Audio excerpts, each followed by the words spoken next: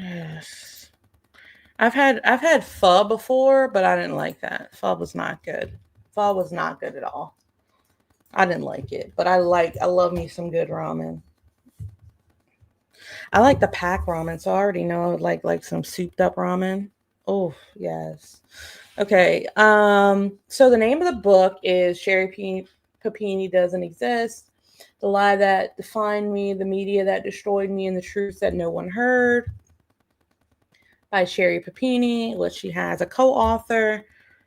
Here we go with that. You know, Gypsy Rose had a co-author. There's nothing wrong with it. There's nothing wrong with two people coming together on a book. But when it's a book about your life, when it's a book about your trauma and the shit you went through, why do you need a co? You know what? I'm not going to even get into it. Let's just get into it. It looks like it's 15 chapters.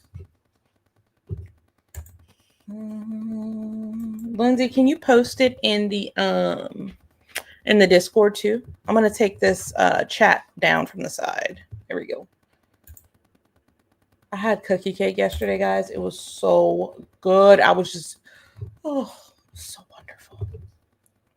All right, let me take my mug down and let me take all the stuff off the screen so you guys can get like a full narrated sample of this book, and you guys can be like, hey, you should most definitely buy that. We watch a video about that. Thank you so much, Lindsay.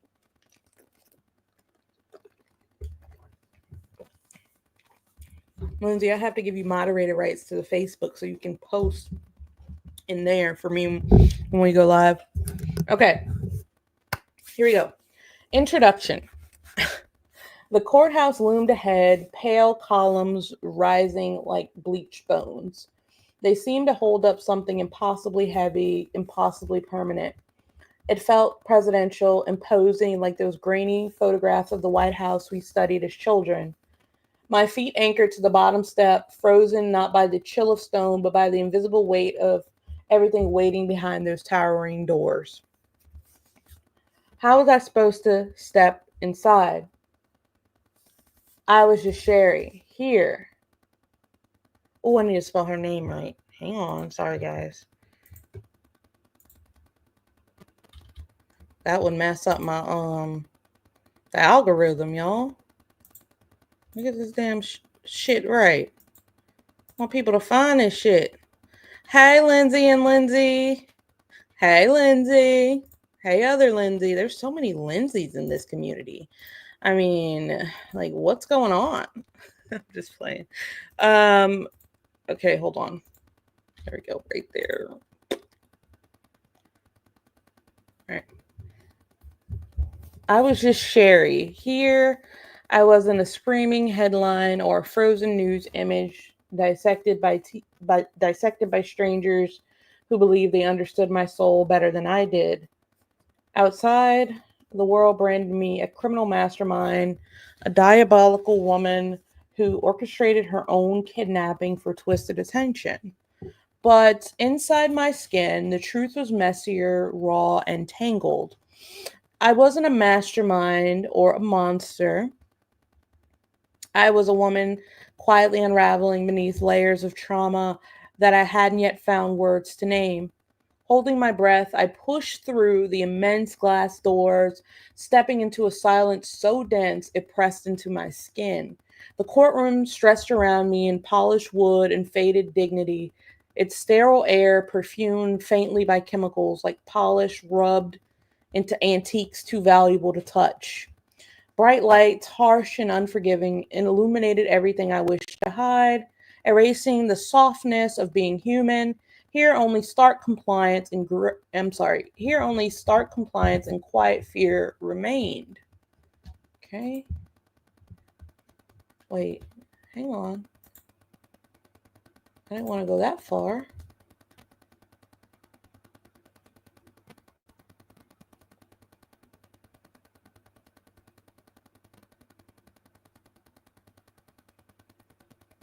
Behind me sat my family and friends, gripping thin tissues that seemed cruelly insufficient for the tears this room had witnessed.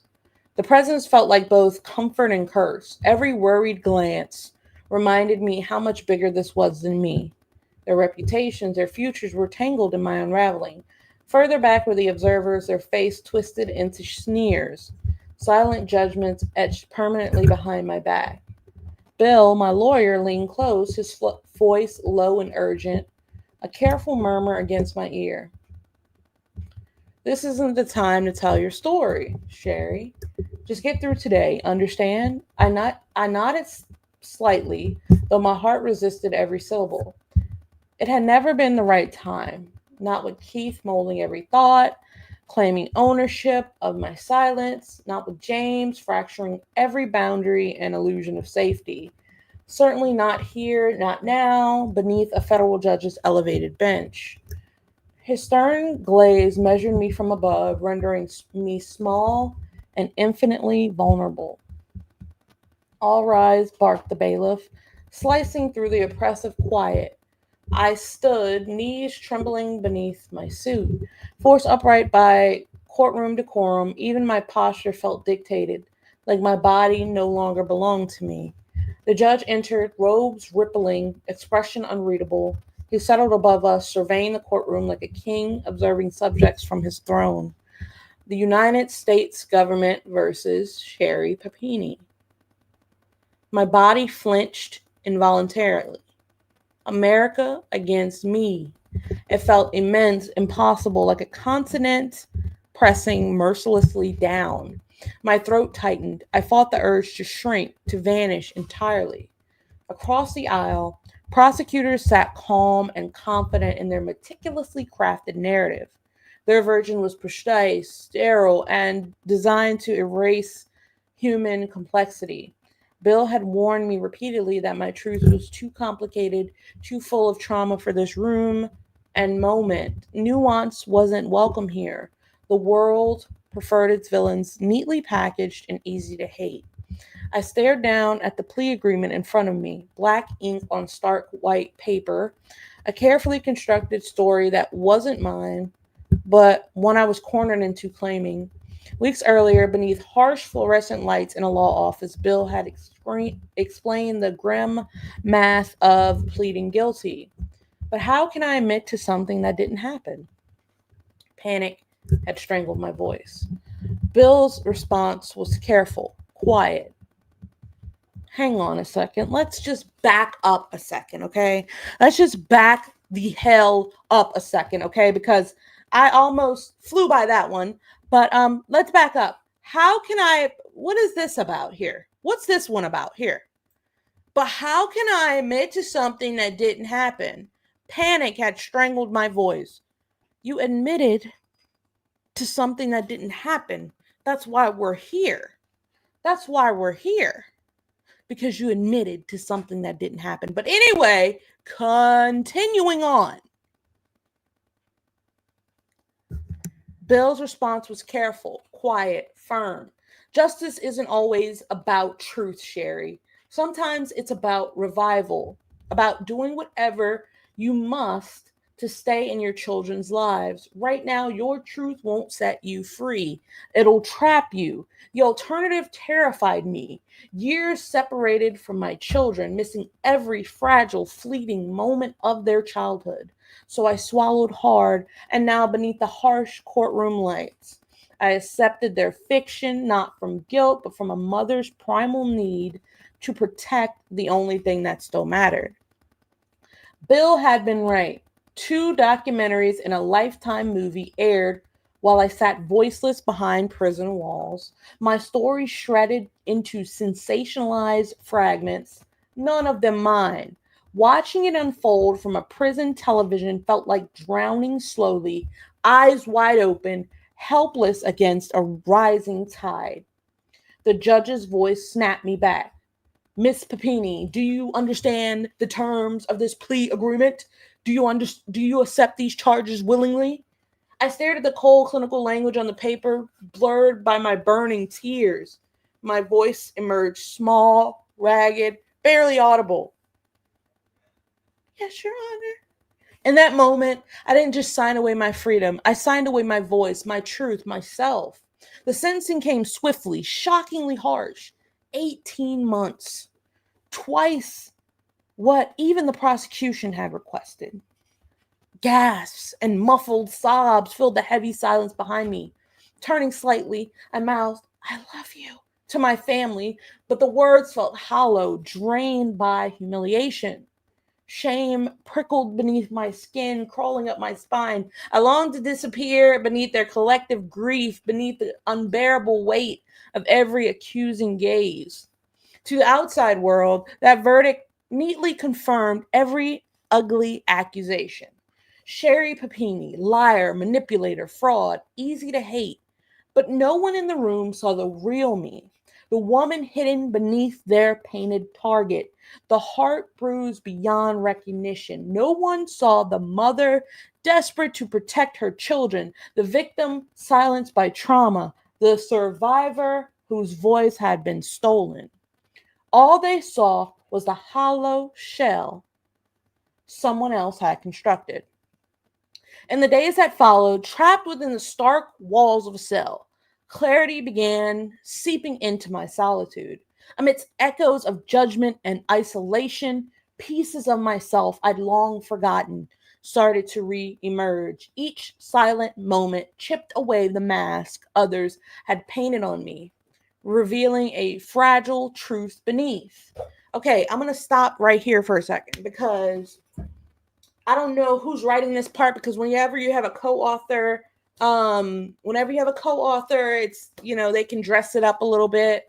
But the imagery in the beginning is really, really good. Okay. I don't know if she was an English major. If not, I don't know if her co-author just dressed this up really well. The imagery in the beginning is very, very good. Very good. Wow. I feel like I'm sitting in that courtroom. But I do have something to say about this part in the book, because what the fucky? Okay, this lady says, okay, she says, where is it? I need a highlighter. I can't do this right now. Okay. Where did she say it? No one saw, it's right here. The mother desperate to protect her children, the victim silenced by trauma, the survivor whose voice had been stolen. Okay, you wanted to protect your children. Okay, I watched the documentary, the newest one that came out, where she's speaking. And she says, "Hey, I want to protect my children." That was like a driving home factor. She kept bringing the kids into it.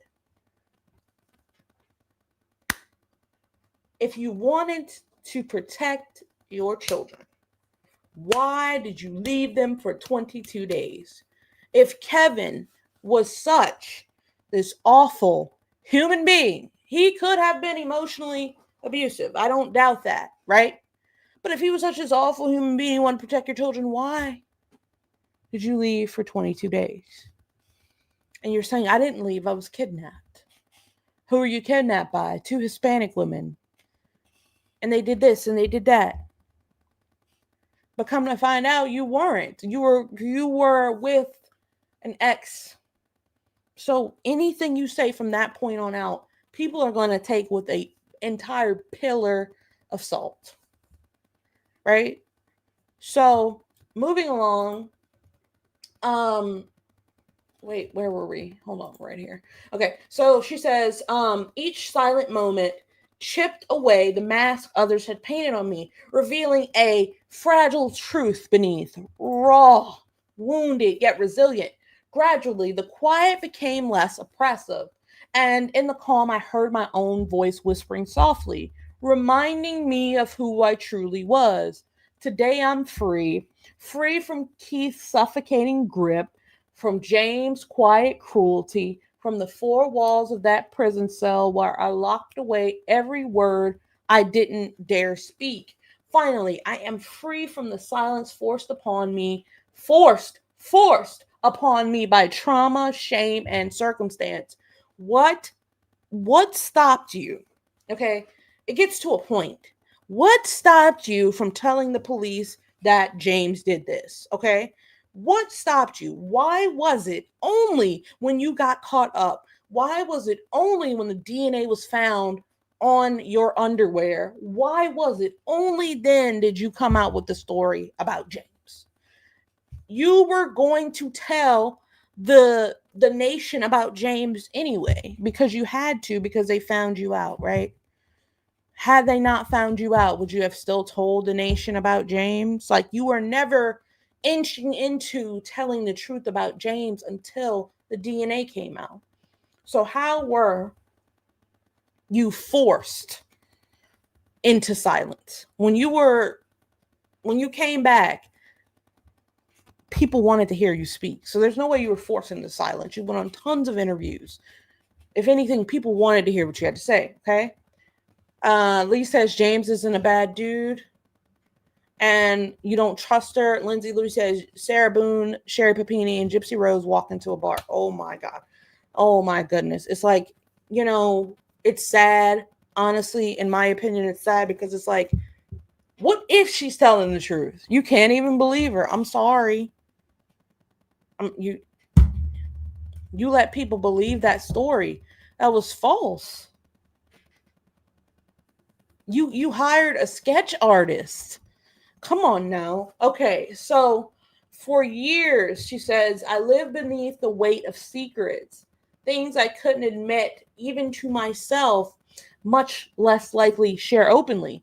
Silence piled upon silence until breathing felt like drawing air until through stone. Okay. Yesterday, someone asked me why I chose to speak now. I'm asking that too.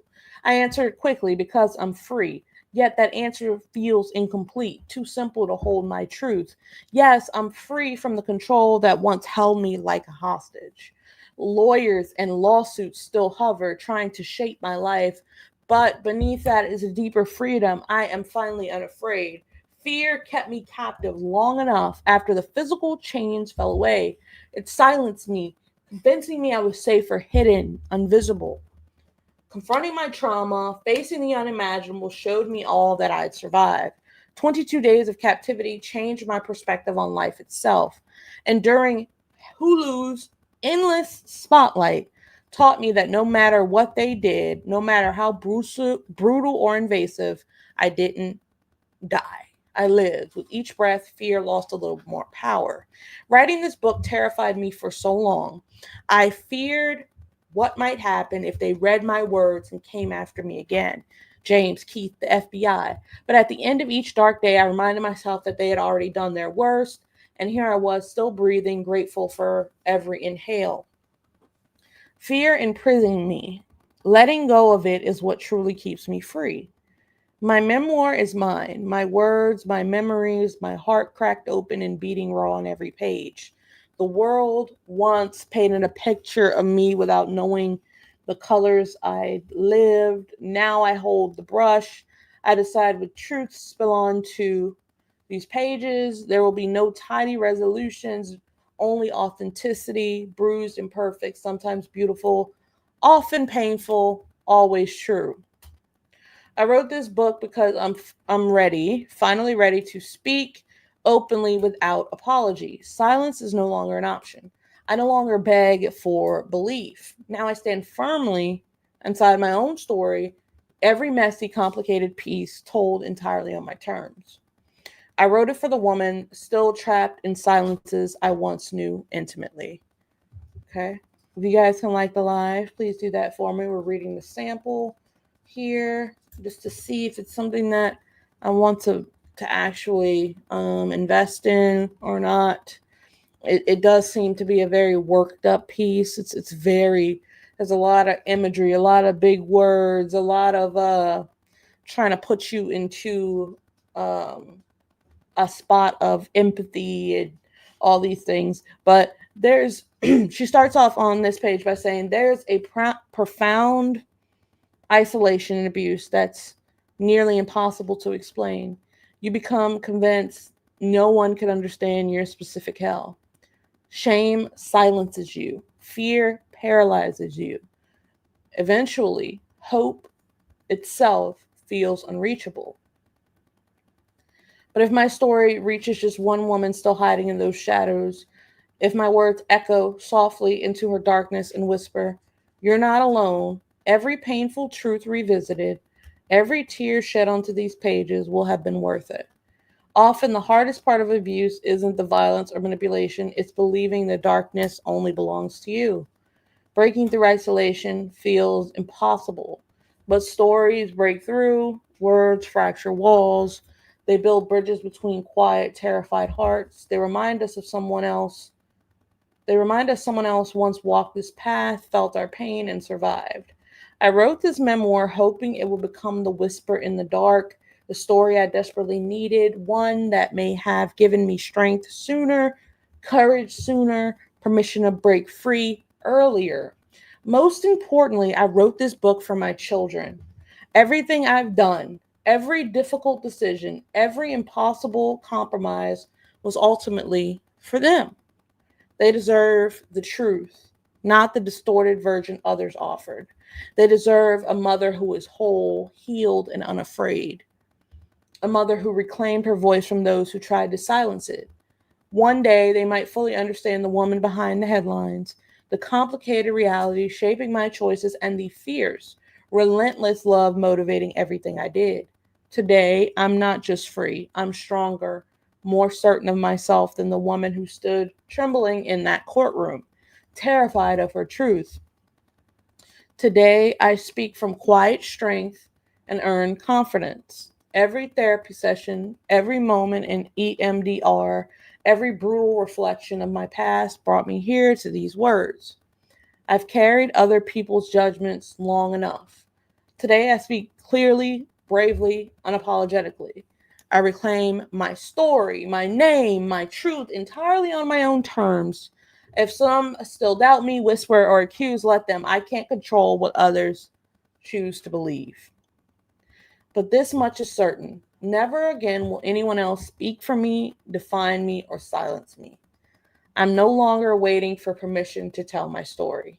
I've given that permission to myself. Okay. All right. So she wants to tell us the truth, what really happened. And you make a good question, Lee. Why should we believe her this time around? You're very right. Shit. I don't know. I have no idea. Like, honestly, you know,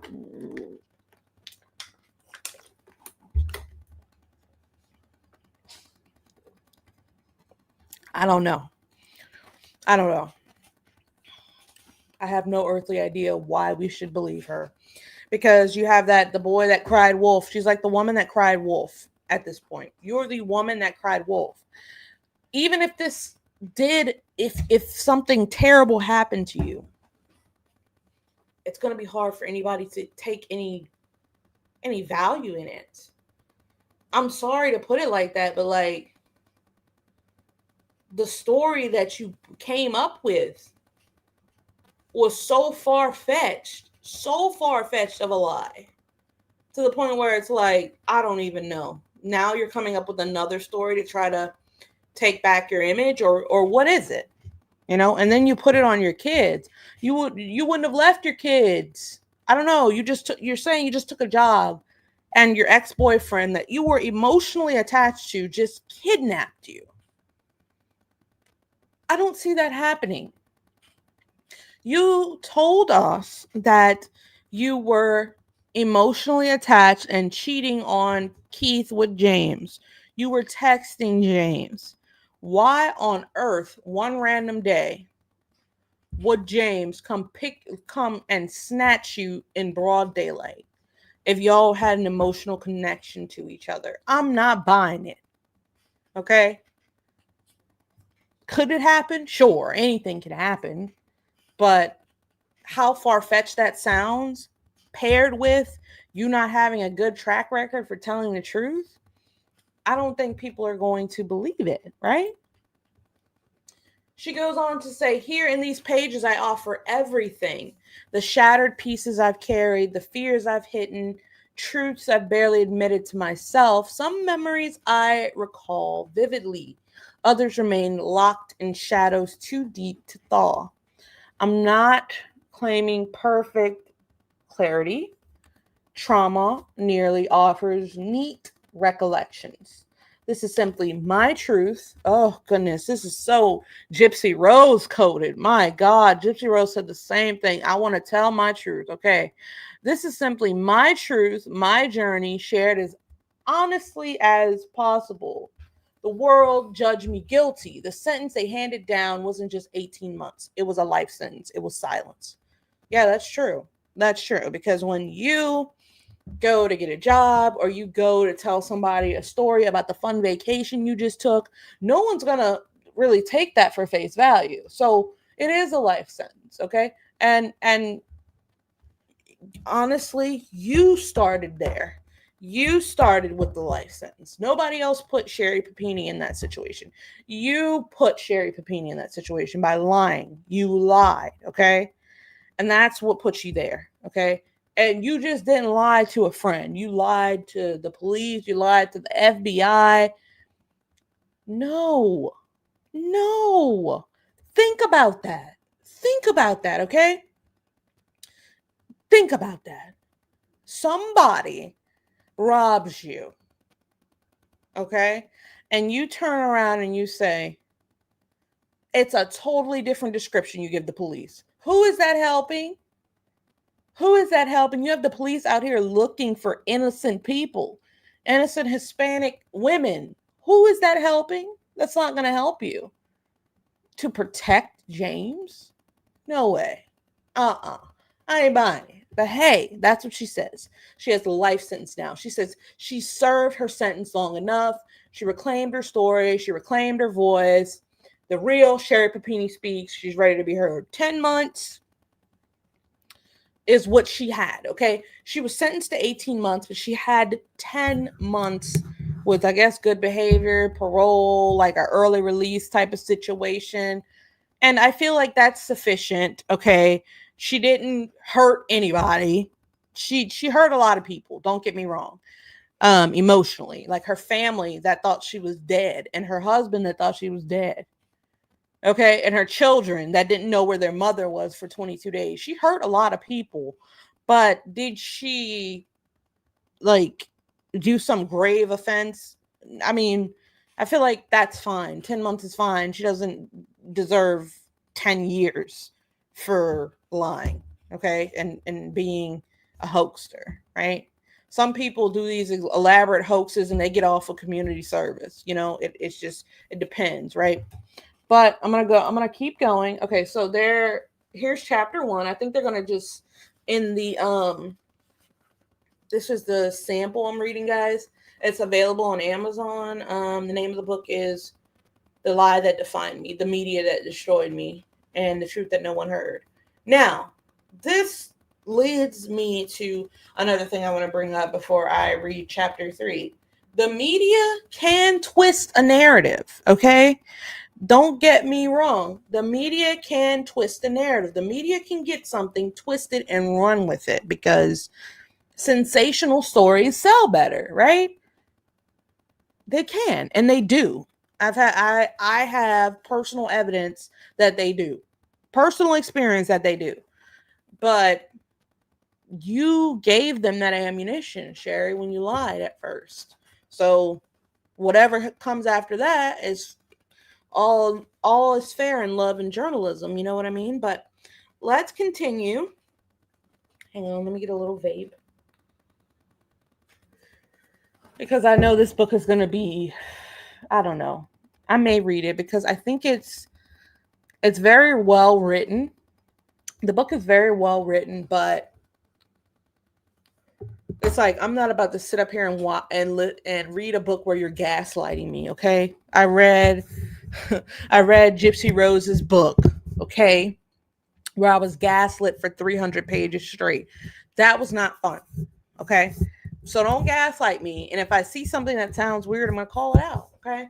So we're at chapter 1 here. Frozen at 10. Frozen. That's what I was. There's really no other way to describe it. Trapped inside myself, stuck in that one moment that refused to end, replaying over and over. Still 10 years old emotionally. And yes, I know everyone has trauma. Some people face it as adults. Others as babies. But mine, something stopped. Wait, I'm sorry. Mine stopped something vital, something I've never gotten back. I'm not a psychologist, I've spent years trying to understand why I do the things I do. Because some days I'm fine or fine enough, other days I'm drowning, suffocating, and I still have these walls, defenses, masks I wear just to feel safe. It's exhausting, like picking at a scab, knowing it'll bleed again, but you just can't help yourself. You just can't stop touching. I'm self aware enough to know that something was deeply wrong, something stuck. But it's not simple. None of this is ever simple. In order to understand the trauma I lived through, sometimes it's just a sound or a smell or the tone of someone's voice, and suddenly I can't breathe. My heart races so hard that it feels like it's trying to break free of my chest. And the hardest lesson, the one I'm still learning, is calm, keeping calm, forcing calm, trying not to let panic take over. That stupid poly, whatever, nerve hijacking my body, stealing my choices, making me do things I don't even recognize as mine, as if someone had slipped behind the wheel. But it's fear, right? Fear justifies a lot, my choices, my mistakes, my secrets. I didn't just lie to lie. I wasn't malicious. I was surviving. It took a long time, a painfully long time, to shift from victim to survivor. And those words, they're easy, pretty words therapists say, but it's never black and white. Nothing ever is. I had to look deeper inside than I ever wanted to. It wasn't pretty. God, it's ugly in there. Have you ever really thought about your worst moments, your ugliest self? It's like opening a fridge and the smell of something rotten hits you, overwhelms your senses, makes you gag. You slam the door shut, pretend it's not there, pile fresh groceries in front, but the rot stays, festering. You can't cover it forever. Eventually, you have to deal with it, even if it makes you sick, especially if it makes you sick. 10. I had to pick a number. That's exactly where everything froze.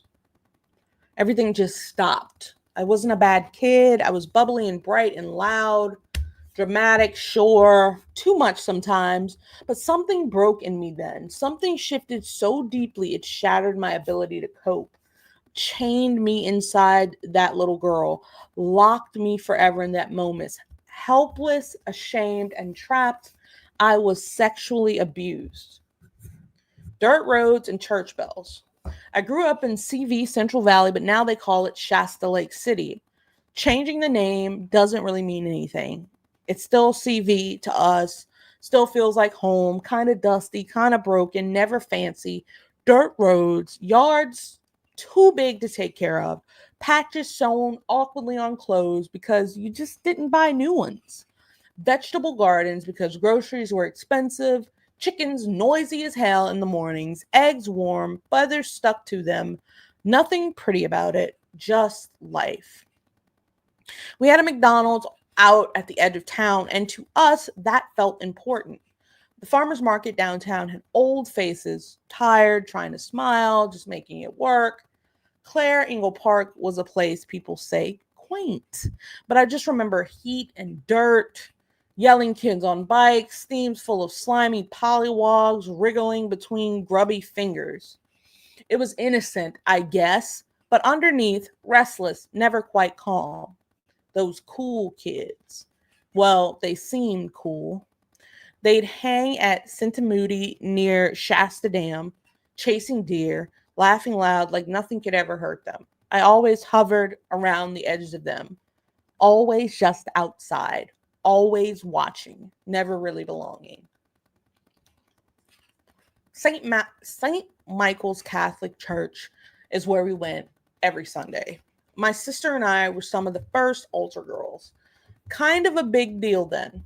I remember walking down those basement steps for catechism, catechism. I remember walking down those basement stairs for catechism, the sharp smell of cypress hitting me hard, picking berries and chucking them at each other, shouting cooties, pretending we weren't nervous or bored. Church was packed with family, aunts, cousins, faces I'd known forever. Miss Patty at the door, giving these huge hugs that felt good, but too tight. Aunt Dar, when she walked in, everyone sat up straighter, held their breath. Mom, too. I never really knew why. Deacon Lopez gave sermons that almost felt comforting. His wife's music floating softly from somewhere above, calm and sweet, just out of reach. Summer heat made the wooden ceiling creak and whisper, like quiet little secrets I could never quite catch. 1 second. Catholicism was deeply rooted inside me, but I let parts of it go. Beautiful rituals tangled with impossible rules. Rules I just couldn't make myself fit into. My family, both sides, Catholic forever. When mom and dad wanted to marry, the church said no, not yet. They made my mother get letters from the family of her ex, letters that felt shameful and humiliating. Letters from people who defended a man whose actions left lasting damage, pain my mother still carries today. My sister and I were toddlers, flower girls at our own parents' wedding by the time the church allowed it. The same church Keith and I married in, because around here everything comes back, circles endlessly. The deacon who married Keith and me doubled as the local news anchor. It was hard watching him mock me on TV. His words felt like knives twisting inside my chest. I remember the tone of his voice, half laugh, half sneer. Sherri Papini, the woman who faked her own kidnapping. He paused, let those words land hard before continuing. Pleaded guilty and now wants more time with her children. Like wanting my own kids back was something disgusting. Like I should be ashamed, but he couldn't know. No one could know. They don't have the whole story. They're angry. Angry that I scared them. Angry that they worried. Angry because they think I did this to myself. I keep breathing, reminding myself quietly again and again. They don't know. Give them grace. Give them time. Because if I don't, their judgment tears me apart. Mike Mangus mocked me for saying my story was the media's version of events. He says, yep, blame it on the media after the trailer hit. And it erased all media's accountability. A really monstrous statement. I'm expected to take all accountability and not allowed to argue there is any culpability for anyone else. Otherwise, I'm criticized for complaining, just like he did. But the good thing about media, and the one thing about all that noise is that I can turn it off. Mike Mangus alone makes me never want to step foot inside a church again, but I go anyway. With my parents, trying to feel connected to something, to them, to ancestors I've never met, to something bigger, something beyond all the words and screens and accusation. Religion finds people in dark places. I saw it. I felt it. I've deepened my spirituality and have a much broader understanding of the messages I took from every religion the prison chapel opened me up to. For close to 10 months, I ran services in the prison chapel, watching inmates find God behind fences and locked doors.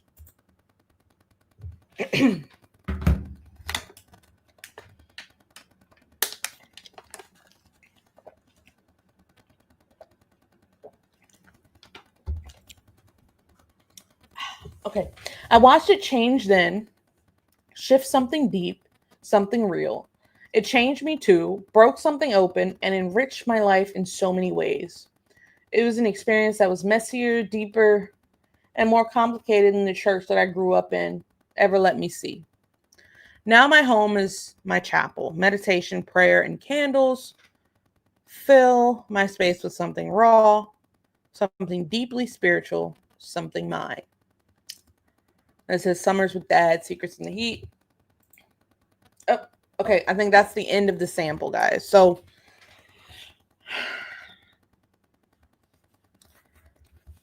far,